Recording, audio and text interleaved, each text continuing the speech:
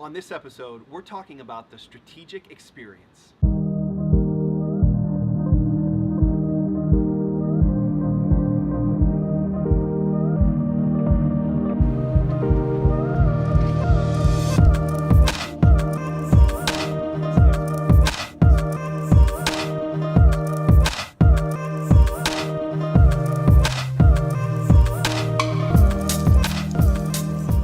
Hey everybody, and welcome to episode 14 of the vlog. Alright, so I am super excited to be back in front of the camera on what I would consider a truly quintessential summer night here in Chicago. I am on the rooftop deck of my good friends Nate and Tara. They have given me this space here tonight to put a vlog together, and I'm just excited to be back in front of the camera. And this has been after a good 3 or 4 weeks where I've had to really shift my focus on some transitioning that the business has been doing. A couple big business development opportunities that I've wanted to really focus on that have been extremely exciting and have allowed Thoughtium to grow. And thirdly, and most importantly, and I always say this, but I've just been immersed in the work. And that's by way of delivering value to my clients on a day-to-day basis. So I thought tonight I would provide a little bit of an update on Thoughtium and the growth that we've seen here over the last couple months. And in the spirit of documenting the journey, I would look up and out and offer a bit of a perspective on some exciting things that we're expecting here just in the near future. So let's get into it. So as many of you guys know, about a year ago, I founded Thoughtium with this real focus on the learning experience. What is it like to engage in learning and development as an adult in corporate America? And what do we need to do in order to support that learning experience, whether that be designing curriculum or putting strategy together. It could be something as specific as taking a look at our physical space and the way that affects the overall learning experience.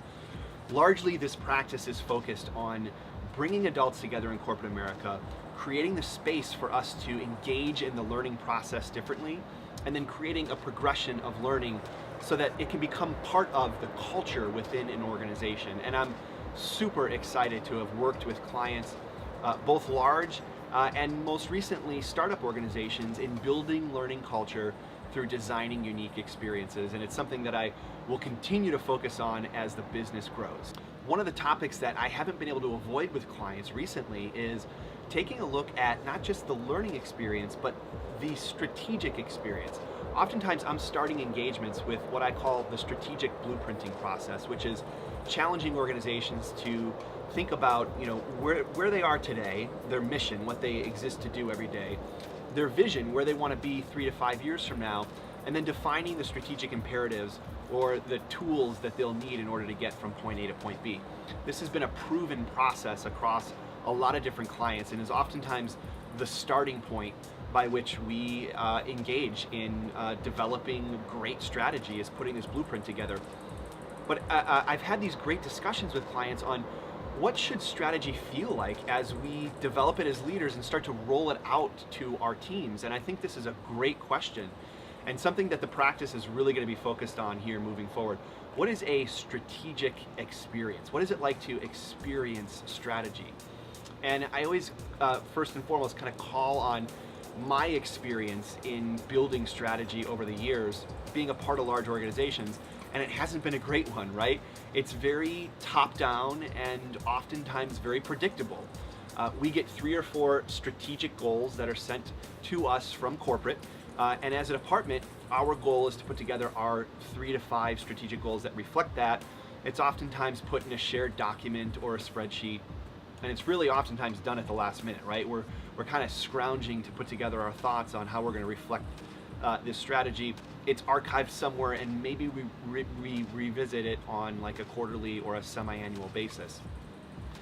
I think it's time that we really start to break that mold. I think it's time that we start to take a look at strategy as an experience in itself. How are we engaging in the process of defining what's most important to us and starting to put color and clarity around our team, whether that be at the department level or at the corporate level?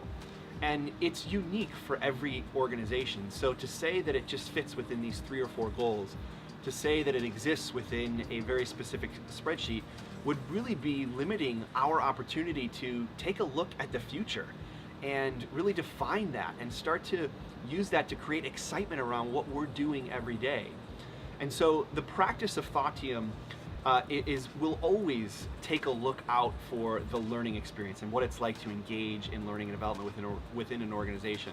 But I am super excited about this prospect of also starting to define the strategic experience within organizations. And we do that through unique facilitated sessions with leaders and with entire teams. The strategic blueprinting process is just one of so many other unique experiences that we can start to build and offer ourselves on a regular basis, so that strategy becomes more a language and less of an activity that's being done at the last second and dumped into some spreadsheet somewhere. So more to come on this concept of the strategic experience. Definitely more to come as the practice grows, and I'm so excited about where this business is going. I couldn't be more humbled and more encouraged to be working with such a great group of clients, and I couldn't be more optimistic about expanding the value that we offer in the marketplace by thinking differently about some of these concepts. So hopefully we get to bring that to you guys on a regular basis. Have a great week, and we will see you guys soon.